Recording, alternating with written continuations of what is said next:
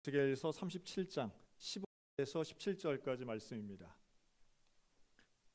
여호와의 말씀이 또 내게 임하여 이르시되 인자야 너는 막대기 하나를 가져다가 그 위에 유다와 그 짝 이스라엘 자손이라 쓰고 또 다른 막대기 하나를 가지고 그 위에 에브라임의 막대기 곧 요셉과 그 짝 이스라엘 온 족속이라 쓰고 그 막대기들을 서로 합하여 하나가 되게 하라. 내 손에서 둘이 하나가 되리라. 아멘. 한 주간 평안하셨습니까? 우리 하나님의 은혜가 우리 모든 성도들과 날마다 함께 하시기를 주님의 이름으로 축복합니다. 자, 오늘은 통일주의를 맞아서 통일의 원리 원사잡기라는 제목으로 함께 말씀을 나눕니다. 오늘 읽은 에스겔 37장은 우리에게 상당히 신비로운 그 환상의 내용들을 사실 보여주죠. 1절부터 24절까지 앞부분을 보면요, 하나님이 에스겔 선지자를 한 골짜기로 데려가는데 거기에는 이미 생명이 하나도 없는 말라버린 이 뼈들이 모여 있습니다. 이 마른 뼈들이 모여 있는데요, 이제 그것을 그 뼈에 살이 붙고 또 일어나서 이게 생명으로 회복되어 하나의 군대가 되는 환상을 보여주시죠. 에스겔의 유명한 환상인데요, 그 마른 뼈가 되살아나는 환상을 보여주시고 이어서 이제는 막대기 두 개에다가 각 민족의 이름을 써서 이제 둘이 아니라 하나가 될 것이라고 하는 민족과 국가의 회복까지 말씀하십니다. 이스라엘은 솔로몬 이후에 남과 북으로 나뉘어지죠. 그래서 북이스라엘, 남유다 왕국으로 나뉘어서 때로는 싸우기도 하고 때로는 협력을 하기도 합니다. 마치 우리나라의 현실과 좀 비슷한데요, 우리도 남과 북으로 나뉘어 있는 것처럼 이스라엘의 역사도 이제 그랬다는 거예요.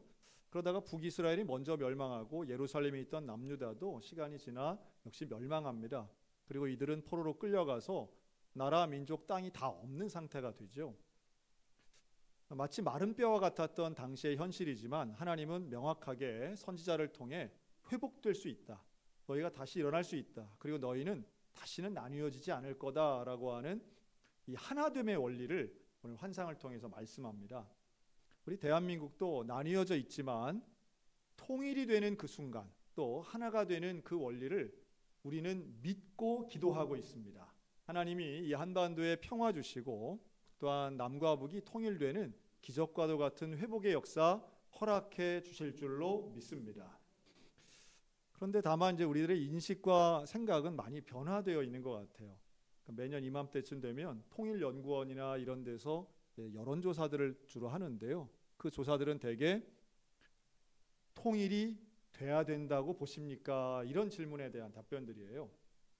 아마 예상들 하시겠지만 옛날하고 많이 달라져 있습니다, 생각이. 그래서 통일이 반드시 돼야 된다 이렇게 생각하시는 분들은 30%가 채 안 되시더라고요.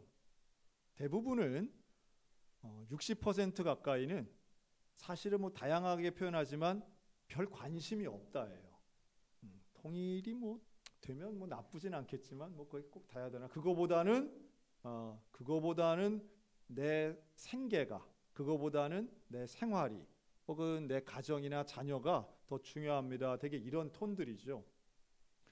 그러면서 또 일반적으로 나오는 것은 우리가 남북이 통일되기보다는 그냥 이렇게 평화롭게 지내면서 오고 가고 하는 게 좀 자유로운 정도 되면 그 정도면 되지 않겠나 하는 생각을 가진 분들이 점점 많아지고 있는 게 현실입니다. 그래서 제가 이제 오늘 제목을 사실은 통일의 원리를 이렇게 네 가지 키워드로 이제 잡은 거예요. 원사잡기. 한번 따라할까요? 원하라, 사랑하라, 잡으라, 기도하라. 이게 맨 앞 글자를 따서 이제 원사잡기라고 했는데요. 자, 원한다는 건 이겁니다. 여러분, 누가 뭐래도 통일을 원해야 통일이 되는 거죠. 저희 집안 얘기를 잠깐만 하면 저희 집안은 저희 한국 전쟁 때 월남하신 집안입니다. 강원도긴 한데 이북 강원도였던 거죠. 그래서 이제 할아버지, 아버지, 저희 부모님 어릴 때에, 아버지 어릴 때에 이제 이북에서 내려오셨는데요. 그래서 저희 집안은 모이면 그 70년대, 80년대 모이면 설날이나 추석 때 늘 했던 게 지도를 그렸던 게 기억이 납니다. 그래서 뭐 골목을 만들어 놓고 여긴 누구 집이고 여긴 누구 집이고 이게 우리 집 밭이고 뭐 우리 과수원이고 논이고 그 지도만 놓고 보면 우리가 되게 부자였던 것처럼 이렇게 사실 확인이 잘 안 되는데 그랬던 것 같아요. 근데 그 할아버지도 또 작은 아버지, 큰 아버지도 이제 다 돌아가신, 저희 부모님도 돌아가셨죠, 아버지도. 그런 반드시 돌아가야 할 고향, 내 땅, 내 추억이라고 생각했던 1세대들은 거의 대부분 지금 돌아가셨습니다. 그렇죠? 그리고 이산 가족을 표현할 수 있는 혈육을 만나야 된다라고 하는 마음을 갖고 있던 분들도 거의 대부분 많이 돌아가셨죠. 그래서 통일에 대한 어떤 절박함, 통일이 반드시 이루어져야 된다라고 생각하시는 분들은 정말 수가 급감해 있습니다. 그런 류의 이유라고 한다면. 근데 반면 아마 저를 비롯해서 많이들 기억하실 거예요. 우리의 소원은 이라고 했던 노래가 있었습니다. 근데 이 노래가 어떻게 나왔냐면 1947년, 그러니까 해방은 45년에 됐고요. 47년 지금의 KBS라고 볼 수 있는 서울중앙방송국에서 47년 3월 1일을 앞두고 3.1절 특집 어린이 방송을 계획하고 있었습니다. 라디오로 듣는 어린이 노래극을 당시 담당 PD가 이제 준비를 하면서 그때 서울대학교 음악을 전공하던 음대생 21살 안병원이라고 하는 학생에게 우리가 노래극을 좀 방송하고 싶은데 어린이들도 쉽게 따라 부를 수 있는 그런 노래 3.1 운동에 맞는 노래를 좀 아마 만들면 좋겠다. 그래서 이 21살 안병원이 당시에 출석하던 서울 명륜동 소재의 동소문 교회에서 먹고 자고 하면서 작곡을 한 노래가 바로 우리의 소원은 독립이었습니다. 가사가 이래요. 꿈에도 소원은 독립, 이정성 다해서 독립을 이루자. 이결에 살리는 독립, 이 나라 살리는 독립이여 어서 오라. 많이 들어본 것 같은데 좀 다르죠? 1948년 우리나라의 정부가 세워지기 이전에 해방은 되었지만 정부가 구성되기 전 혼란스러웠던 이 시기에 우리끼리 홀로 서는 독립이 아직 필요하다라는 취지였던 것이고요. 그 3.1 운동에 맞춰서 1947년 3월 1일 날 진짜로 이 노래가 방송을 탑니다. 라디오예요. 그리고 이게 방송이 되었을 때 당시 라디오를 들을 수 있었던 대부분은 부유층 엘리트들이었죠. 이들에게서 나온 반응이 대단했습니다. 한 번만 들어도 귀에 착착 감기고 일종의 후크송 같은 듣기 좋고 따라 부르기 좋았던 이 노래가 1년 만에 사람들이 다 따라 부르는 거예요. 그래서 그 다음에 1948년 대통령에 취임한 이승만 대통령이 이제는 독립보다 우리가 남과 북이 이렇게 갈려서 사상으로 갈려 있는데 우리가 하나 돼야 되겠다. 통일에 대한 노래를 좀 만들면 좋겠다라고 할 때 사람들이 이미 따라 부르고 있던 이 노래의 가사를 바꿉니다. 독립을 통일로. 그래서 우리가 다 아는 그 노래가 나오는데요. 오래간만에 이 노래 한번 불러보겠습니다. 가사를 한번 띄워주시고 반주를 좀 해주시면 이 노래를 한번 불러보겠습니다.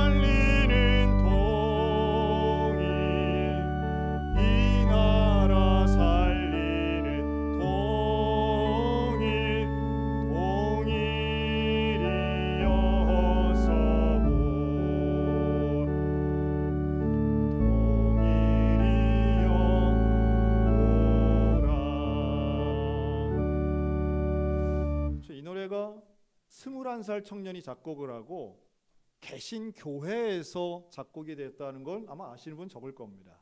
그리고 이 노래는 이후에 초등학교 5학년 음악교과서에 실리게 됩니다. 그래서 당시에 국민학교 다녔던 사람들은 이 노래를 늘 불렀던 거죠. 그리고 그들이 어른이 되어서 즉 50년대, 60년대 국민학교 다닌 분들은 이게 그냥 코드처럼 있는 거예요. 누가 물어보면 소원이 뭐냐 하면 그냥 바로 통일이 먼저 나오는 거죠. 부동산도 아니고 출세도 아니고 연금도 아니었던 거예요. 우리에게 소원은 통일이던 시절이 분명히 있었습니다. 근데 왜 지금의 세대는 이렇게 통일에 대해 부정적일까요? 무관심과 부정의 가장 큰 이유, 다양한 이유들을 이야기할 수 있지만 하나로 묶으면 이렇게 표현할 수 있습니다. 통일되면 통일 비용이 부담된다는 거예요. 즉, 지금 내가 혼자 먹고 살기도 힘든데 전 세계에서 가장 가난한 나라 북한을 우리가 통일이라는 이유로 돕기 시작하면 복지도 나눠줘야 되고 일자리도 나눠야 되고 경제가 쪼개질 텐데 그러면 지금보다 더 어려워지게 된다라고 하는 설득력 있는 반대입니다. 물론 여기에 대한 반대도 있어요. 이게 90년대까지는 상당히 우리에게 통하던 논리입니다. 북한에는 지하 자원이 풍부해서 인적 자원이 많아서 통일이 되면 경제가 좋아진다는 논리입니다. 이거 설득력이 좀 약한 것 같더라고요. 왜냐하면 그렇게 지하 자원 많으면 지금 북한이 어떻게 했겠죠.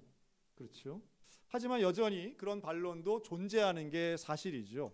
그래서 이런 경제 논리를 가지고 우리는 유불리를 따지거나 혹은 찬반대를 하는 경우들이 있고요. 여기에 대해 결국 내 앞가림, 내 생계가 훨씬 중요하기 때문에 북한의 문제, 통일의 문제는 내 문제가 아닌 남의 문제 혹은 내 문제를 조금이라도 심각하게 만든다면 단호히 거절할 수 있는 차상위에 있는 문제라고 생각하는 거죠. 근데 정말 그럴까요? 저는 이 북한의 문제를 이렇게 좀 말씀드리고 싶어요. 엊그제 6월 20일은 세계 난민의 날이었습니다. 세계 난민의 날. 지금 전 세계적으로 난민의 문제는 상당히 심각한데요. 유럽이 쪼개지고 분열되는 가장 핵심에는 난민의 문제가 있습니다. 전 세계는 지금 1억 2천만 명의 난민들이 전 세계를 돌아다니고 있는데 그중에 제일 많은 것은 시리아 난민입니다. 전쟁 때문이죠. 10년 넘은 내전 때문에 난민이 많습니다. 아시아에도 난민들이 있는데요. 바로 미얀마 내전 이후에 많은 난민들이 생겼습니다. 남미에도 난민들이 많죠. 베네수엘라 같이 경제가 완전히 무너져 있는 이런 나라들은 백성들이 수백만 명, 수십만 명이 전 세계를 헤매고 다닙니다. 자, 이럴 때에 그 난민들이 대개 어디를 갈까요? 자기 나라에선 살 수 없고 무너진 경제와 또 불안한 치안 때문에 살 수 없기 때문에 어디론가 가요. 그럴 때 1순위는 바로 옆에 나라입니다. 가까이 있는 나라부터 먼저 가는 거예요. 그러면 아무리 인도주의적인 정신을 가지고 있고 아무리 경제로 튼튼한 나라들도 여기에선 힘들어집니다. 대표적으로 독일이 있는데요. 독일은 시리아 난민 100만 명을 무제한으로 받아들이는 아주 좋은 정책, 우호적 정책을 폈다가 전 세계에서 가장 튼튼했던 경제가 다 무너진다 해서 지금 정권이 바뀌어져 있습니다. 사람들은 우리나라는 난민에 있어서는 좀 자유롭죠. 왜냐하면 우리나라까지 올 수 있는 난민들이 별로 없기 때문이에요. 그런데 여러분 지금 북한은요. 비정상 국가입니다. 비정상 국가라고 하는 말은 일당 독재 3대 세습을 지금 예상보다 너무 오래 하고 있어요. 도저히 지속 가능한 구조가 아닙니다. 종교가 다스리는 것도 아니고 민주화가 된 것도 아니에요. 주체사상이라고 하는 사이비 사상이 지금 저 북한을 압제하고 있습니다. 그렇다면 저 북한은 앞으로 저런 체제로 계속 유지가 될까요? 어느 순간 무너질까요? 어느 순간 무너진다라고 하는 게 너무도 당연한 합리적인 생각이에요.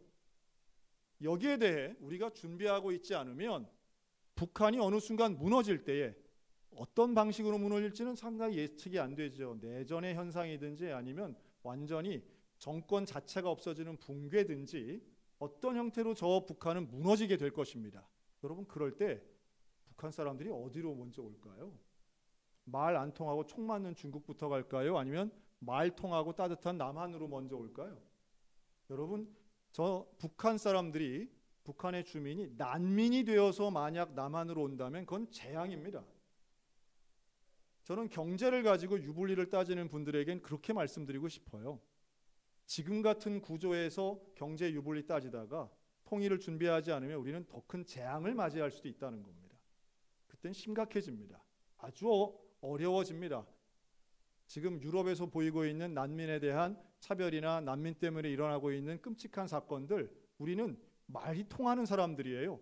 얼굴로 알 수가 없어요. 북한 사람이 우리와 섞여 있으면 알 수가 없지 않습니까? 그럴 때 일어나는 사건 사고들은 감당이 안 될 것입니다. 그래서 우리는 통일을 준비해야만 되는 거예요. 이것은 정치적인 또 사회학적인 이야기를 제가 하고 있는 겁니다.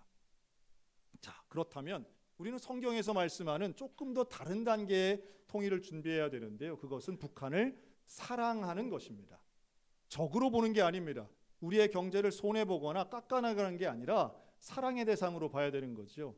공산당 사랑하자는 얘기가 아니에요.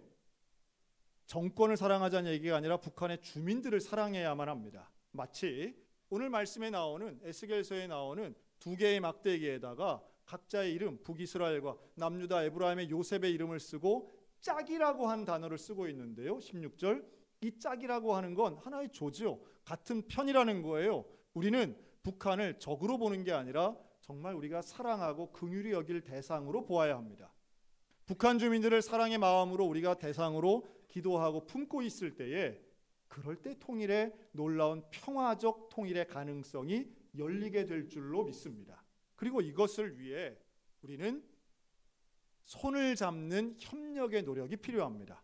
어떤 협력이 있어야 될까요? 남한과 북한만의 문제가 아니죠. 미국, 중국, 러시아, 일본과의 이러한 정치 외교적인 영향도 분명히 있을 겁니다. 하나님은 막대기에다가 이름을 쓰라고 하셨어요. 이 막대기 자체는 선한 것도 악한 것도 아닙니다. 하지만 누군가는 이 막대기 역할을 해야 되겠죠. 여러분, 통일을 위해서는 우리는 모두와 손을 잡아야 됩니다. 특별히 대한민국 안에서. 통일 앞에 진보와 보수의 가치가 따로 있을 수 없습니다. 한반도에 평화가 오고 한민족이 하나가 되는 것에 있어서 종교나 사상이 다르다고, 생각이 다르다고 해서 원수가 되어서는 안 되는 거죠. 서로 붙잡고 서로 협력하는 열린 마음이 그 어느 때보다도 필요한 이유입니다. 그리고 이 모든 걸 위해서 우리는 전략적으로 구체적으로 기도해야 됩니다. 기도는 이 모든 어려워 보이고 답답해 보이고 불가능해 보이는 것을 이루는 기적의 시작이 되는 것이죠. 마른 뼈가 되살아나는 회복이 일어나는 것처럼, 없어졌던 나라가 다시 회복이 되는 것처럼, 하나님 앞에 기도할 때 통일을 원하고 북한을 사랑하고 함께 협력하는 이러한 기도의 방향으로 기도할 때 우리는 평화 토기를 넘어서서 복음 통일의 역사를 써나갈 수 있게 될 줄로 믿습니다. 우리가 정치나 경제를 넘어서는 문제라고 저는 봐요. 통일은 경제적 논리로 따질 것이 아니라 복음의 논리로 설명해야 됩니다. 왜냐하면 최소한 우리 기독교적 입장에서는 복음만이 가장 온전한 통일을 가져올 수 있다고 믿기 때문이죠. 이를 위해 우리 기도할 겁니다. 오늘 오후에 우리 교단이 실시하는 통일주일 통일기도회가 오늘 우리 교회에서 열려요. 우리 교회 행사가 아니라 기독교 대한성결교회 우리 교단의 행사입니다. 오후 4시에 우리 교회에서 열리는데요. 이때 전략적이고 또한 방향성 있는 기도를 가지고 우리가 함께 기도할 거예요. 근데 이날 이따가 강사로 누가 오느냐 하면 여기 이렇게 사진 있죠. 노이창 목사님이라는 분이 오십니다. 근데 이분은 하여튼 우리 좀 노골적인 단어를 쓰겠습니다. 이분을 뭐라고 표현해야 되냐면 빨갱이입니다. 빨갱이 중에도 진빨갱이. 돌아가신 저희 큰아버지는 너무너무 그 공산당을 싫어하셔가지고 빨갱이라고도 안 했어요. 뻘갱이라고 하셨는데, 그런 단어가 어울리는 분이세요. 이분이. 자, 이분은 김일성 대학을 졸업했습니다. 또 김일성 대학에서 박사학위 받은 분이에요. 대단하지 않습니까? 그리고 이 집안이 또 대단하더라고요. 평양의 방송이나 평양 영상 사진을 보면 평양 시내 한복판에 무슨 로켓 같은 큰 건물 하나 있습니다. 이게 이름이 주체 사상탑이라고 하는 건물인데요. 그 건물 설계를 이분 아버지가 하셨대요. 그러니까 아주 엘리트 중에 엘리트 집안인 거죠. 그리고 그 만경대라고 하는 그 건물도, 그 지역에 있는 큰 센터도 아버지가 설계를 했다고 하더라고요. 그래서 이분도 북한에서는 이제 노동당 당서기 그 직책을 의미하는데 정확하게는 노동당 행정부 대건설 지도부 당서기였습니다. 하여튼 뭐 남한이나 북한이나 직책은 다 긴 것 같더라고요. 그러다가 2013년 그 장성택이 체포가 되어서 이제 처벌받는데 이 장성택이 바로 행정국 부장으로 바로 이 노이창 비서의 이제 바로 같은 부서의 상급자였던 거예요. 그 당시에 러시아에 이 출장으로 나가 있던 노이창 비서가 장성택의 체포와 처벌을 보면서 큰일 났다. 나도 죽겠구나라고 생각을 합니다. 그래 러시아에서 탈출을 합니다. 남한 쪽으로. 그런데 차를 타고 가면서 이분은 주체사상을 어릴 때부터 배운 분이에요. 주체사상은 유물사관을 기반으로 하기 때문에 종교, 특별히 기독교에 대해서는 가장 적대적인 마음을 가지고 있습니다. 그런데 이제 곧 잡히면 죽는다. 북조선으로 돌아가면 나는 죽는다. 이 생각을 가지고 탈출하기 위해서 공항을 가는데 뭐가 눈에 들어왔느냐 하면 평소에도 보이긴 했는데 예배당 십자가가 보이더래요. 누가 전도한 것도 아니고 누가 무슨 기도해 준 것도 아닌데 예배당 십자가가 보이는 그 순간 그런 마음이 들더라는 거죠. 만약 하나님이 계시다면 나를 살려주시면 내가 하나님 믿겠습니다. 그렇게 속으로 기도했대요. 그런데 잡히지 않고 평양에 있는 가족들은 다 이제 어려움을 당했지만 본인은 남한까지 오게 된 거예요. 남한에 와서 이제 하나원 가서 이제 교육받고 심사받고 그 자리에서 세례받았다고 하더라고요. 국정원 조사 받으면서 남한에 오자마자 세례받았답니다. 그리고 이제 남한에 정착기 생활을 하는데 그럼 김일성 대학 졸업장은 박사 학위는 남한에서 취업할 때 효과가 있을까요? 없을까요? 북한 1등인데 김일성 대학 박사인데 하나도 도움이 안 되더래요.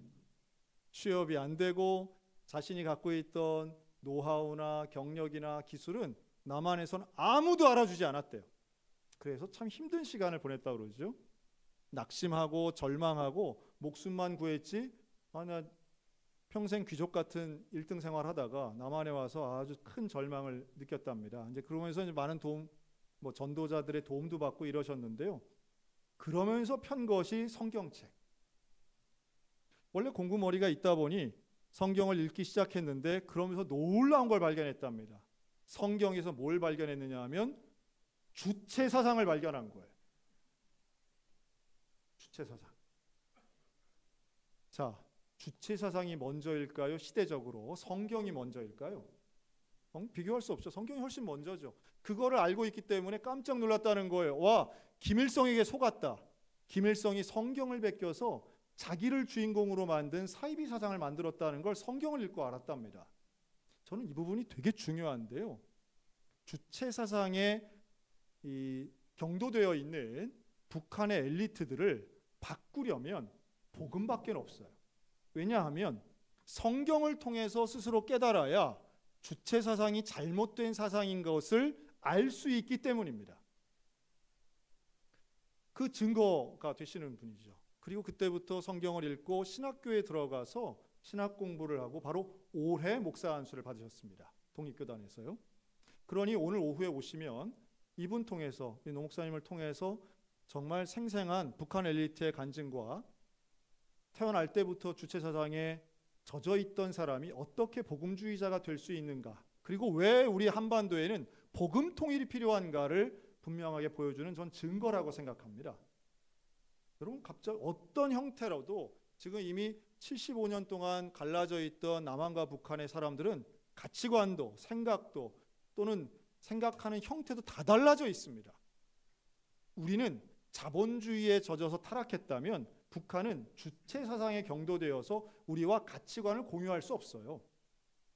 그러면 서로 같은 테이블에 앉아서 대화하면 갈등의 연속일 뿐인 거예요. 이걸 해소할 수 있는 건 저는 복음밖에 없다고 확신하고 있습니다. 다른 어떤 게 되겠습니까? 단기간에 무슨 교육이 되겠습니까? 아니면 어떤 당근과 채찍의 효과에 있는 방법이 무엇이 있겠어요? 결국 복음을 통해서 내가 지금까지 믿고 있던 주체 사상이 얼마나 잘못된 것이고 성경을 따와서 만들어낸 가짜 사상인 것을 깨닫게 하는 것만이 사실은 북한의 지도자들, 엘리트들, 북한에 있는 영향력 있는 사람들을 변화시키는 근본적 방법이라고 저는 믿고 있습니다. 여기에 대해 우리 교회는 북한에 있는 과거 82개의 성결교회가 있었는데요. 이 교회들이 다 사라졌거든요. 북한의 정권이 들어오면서 이 교회를 다시 회복시키기 위한 운동에 참여하고 있습니다. 여기에 우린 15번째로 신청하고 북한에 있는 평강 성결교회를 다시 세우는데 우리 소양교회는 집중할 겁니다. 기도하고 전략적인 기도와 실제적인 준비를 통해서 통일을 이루어내는데 쓰임받기를 소원합니다. 여러분 기도하실 때에 통일을 원할 수 있게 해달라고 기도하시기 바라요. 우리 대한민국 사람들이 원해야 됩니다. 하나님이 원하시는 것이기 때문에 우리도 원해야 됩니다. 또 북한을 사랑하게 해달라고 기도하시기 바랍니다. 사람을 사랑해야, 그리고 민족을 사랑해야 그때의 진정한 문제 해법의 시작이 있을 수 있습니다. 그리고 손을 잡는 협력의 일도 그 지혜가 필요한 것이죠. 하나님이 어떤 막대기를 들어 쓰실지 모릅니다. 언제 이러한 기적과도 같은 일들이 벌어질지 우리는 준비하고 있어야만 합니다. 그리고 이 모든 일들을 위해 기도한다면 한반도에는 평화통일, 복음통일의 놀라운 기적이 분명히 일어날 수 있게 될 줄로 믿습니다. 오늘 있을 통일기도회에 모두 오시기 바라고 하나님이 원하시는 평화의 방법, 복음의 방법이 이 한반도 땅에 가득해서 남한과 북한에 있는 모든 백성들이 하나님을 찬양하고 온전한 나라, 정의로운 나라, 하나님의 복음에 통일되는 대한민국 한반도가 되기 위해 함께 기도하는 우리 모두가 되시기를 주님의 이름으로 축원합니다. 아멘. 기도하겠습니다.